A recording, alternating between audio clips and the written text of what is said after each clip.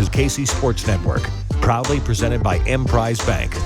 And we're back with another edition of The Breakdown here on Kansas City Sports Network. I'm Matt Hamilton. That's Chase Daniel. And Chase, the Chiefs got a W on the board. Took until week 2, which I don't think we expected, but they got it done against the Jaguars. And it wasn't quite the game we expected either with Travis Kelce back in there. The offense certainly didn't look sharp. Is there any reason to be concerned, do you think, at all about the performance we saw from the offense on Sunday, or is it just still some growing pains with a lot of new pieces in the rotation offensively and Travis Kelce, working his way back from injury?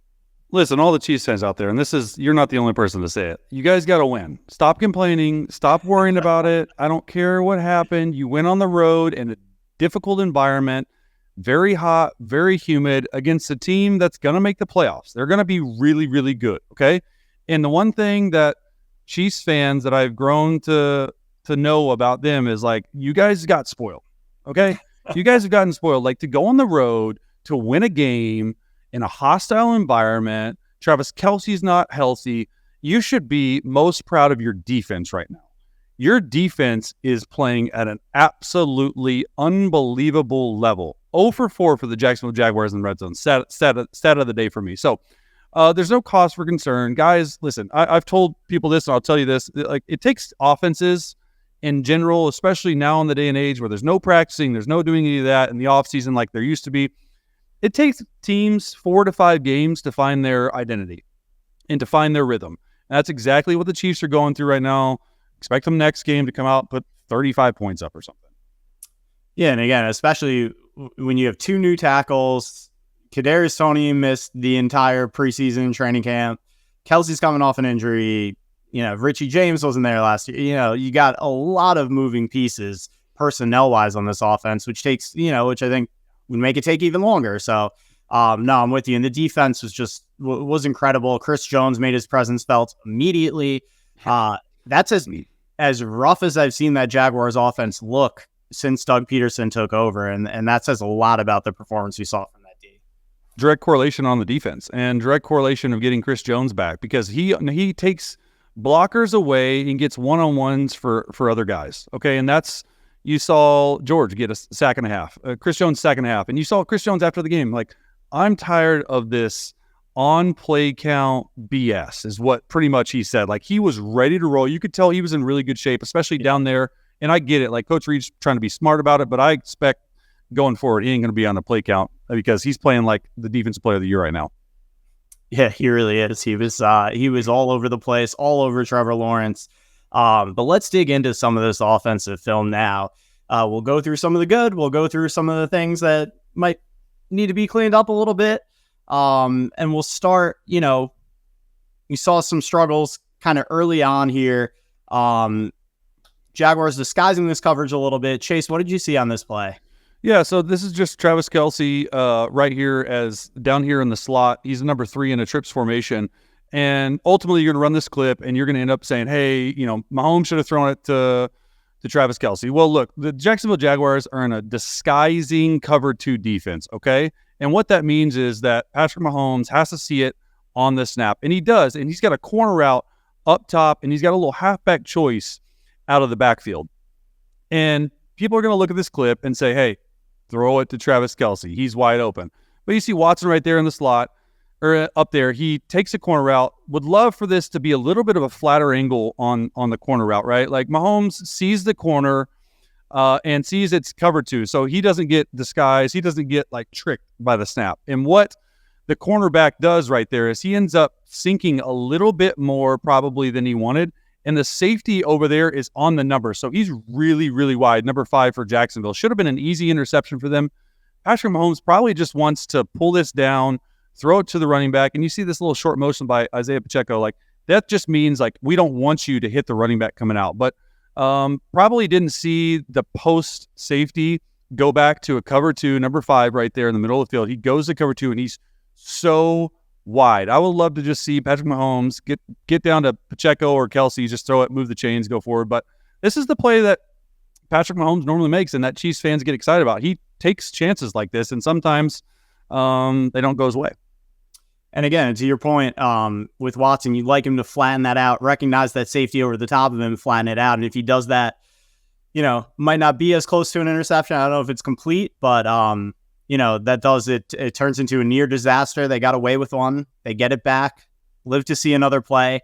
And we did see the offense start to pick up a little bit more of a rhythm as this game went on. And it was Watson making a big play down the field in a key spot when the Jaguars switched things up and went man here. Yeah, you can tell they're in man coverage across the board. It's 3rd and 10, which is interesting to me that a Jacksonville Jaguars defense would play 3rd and 10 and play man coverage on here. And you're going to see the boundary safety up top. He's going to come down. We call it 11 robber, okay? And it looks like 2-man almost, but it's 11 robber, 11 thief.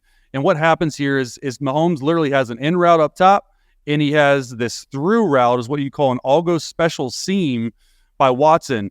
And Watson's going to have outside leverage because this nickel, this dime back covering Watson in the slot, he has outside leverage because he has help from this safety coming down.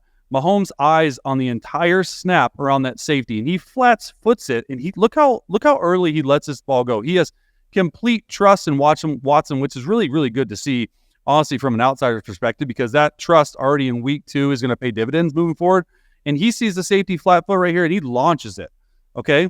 And Watson just goes up, makes a play. This looks easy almost, and you could just tell from the get-go. You just see number 5 right here drop down into the box. Mahomes knows exactly where he is and exactly where he needs to go with the ball, and a pinpoint accuracy throw right there.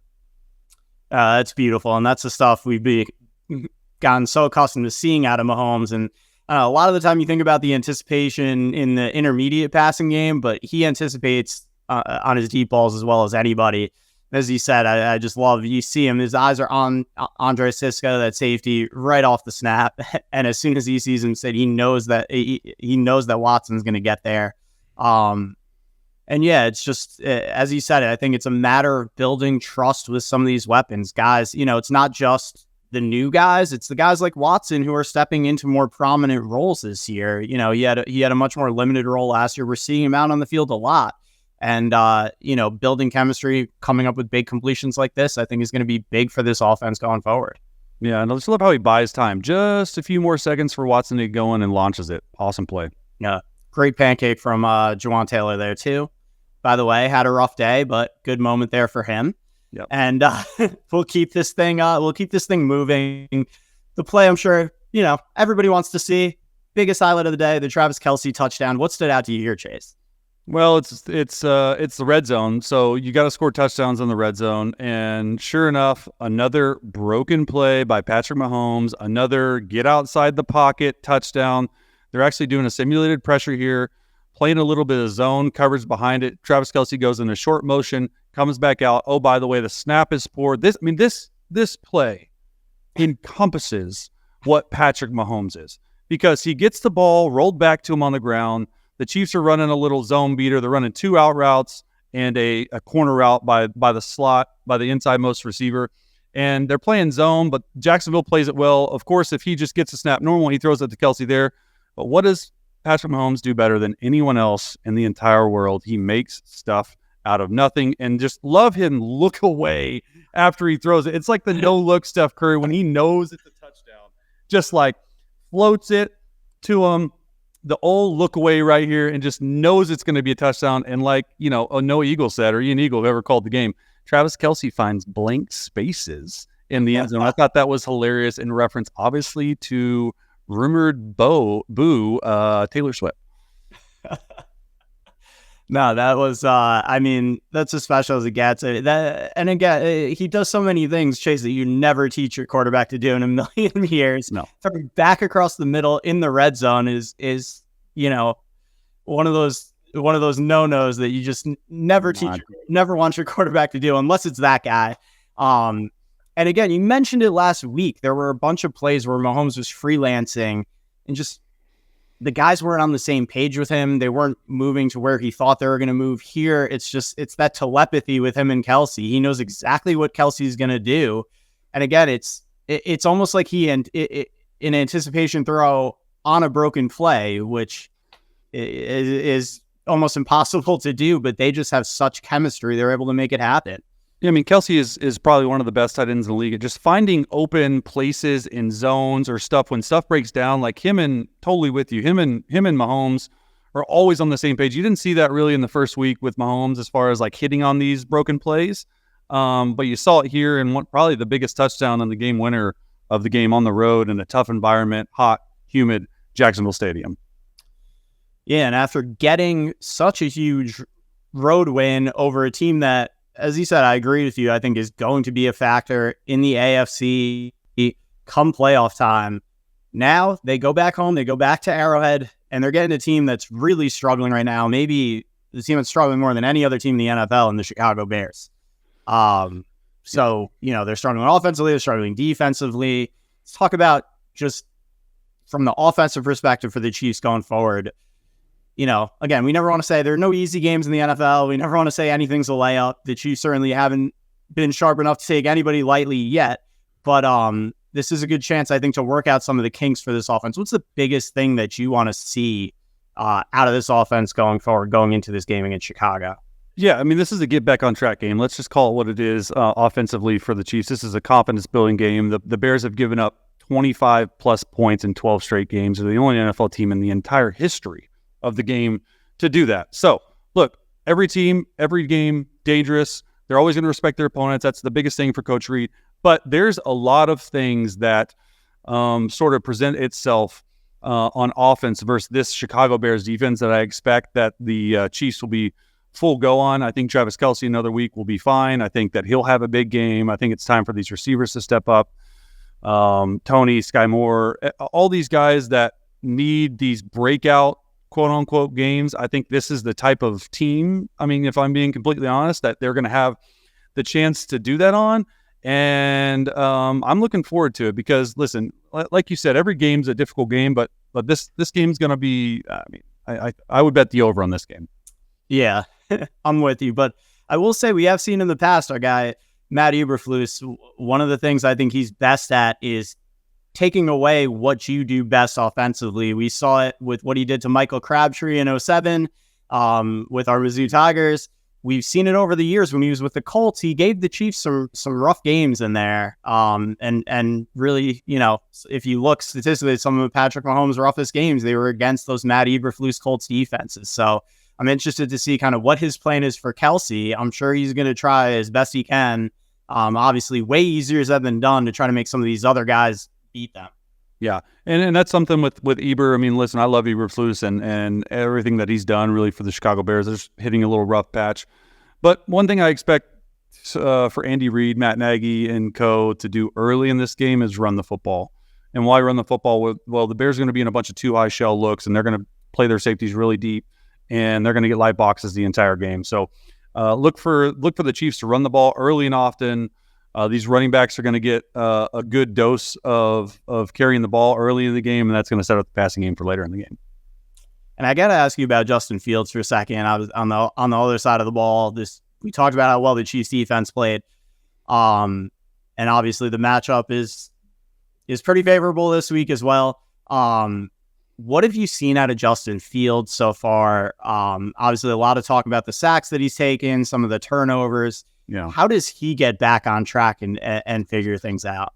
Well, you look at the first drive of the game last week against Tampa, and it was 7 plays and a touchdown. And he made some really good plays on third down. Tampa blitzed him quite often in that game, probably a lot more than Tampa normally does. And they brought the heat, and he was honestly really good against the pressure. And a lot of his sacks are coming when he has a ton of time to throw. So, like, the thing that Justin Fields cannot do against the Chiefs is hold the ball because the Chiefs are the biggest double-edged pressure percentage in the league. Like, Spags is going to bring it early and often because for the most part in that game against Justin Fields, Tampa blitzed them and they got home and they had success doing that. So I'm looking forward for that, and I'm also looking forward to just seeing if Justin Fields can get stuff going. Is there going to be more of an emphasis on the run game that you saw him have success with the whole second half of the year? Or are they going to try to make him a pocket passer? I was watching on film, and it's a lot of I formation, 21, 13 personnel out of Chicago. That's not who they are, and I just want to see him spread it out and let him have a chance. Yeah, that was it's been mind-boggling to me because, again, as you said, you saw so much success with them, using him as a part of the run game and, having some of those RPOs, some of the zone reads, some of the design quarterback runs. So do you think the struggles that we've seen so far, is it more Justin Fields? Is it more Luke Getsy? Or is it just a combo of the two right now? I think it's a little bit of a combo of the two. And I just think they got to find out who they are. And I mean, at least watching through the first two games, I don't think they're a 21 I formation run it up the gut team. Missing Darnell Mooney in that game against Tampa really hurt. I thought Claypool played better, still not up to par. And obviously, like, if I'm the Chicago Bears, like, I'm throwing to DJ Moore every single snap. So it's just it's hard to watch a little bit sometimes because there are some plays that you watch on film that you see Justin Fields just looking at number one receiver and really not getting through his progression to 2 and 3 when 2 and 3 are open. So a little bit of growing pains, a little bit just trying to get back to what they're doing offensively and who they are, their identity. But they're going to have a tough test going into Arrowhead here on Sunday. Yeah, it's going to be interesting to see how this all goes, if he can get back on track and if this Chiefs offense can keep picking up steam. I'm excited for it. Chase, thank you so much for the time today. And we'll see you guys all back here next week to break it all down once again.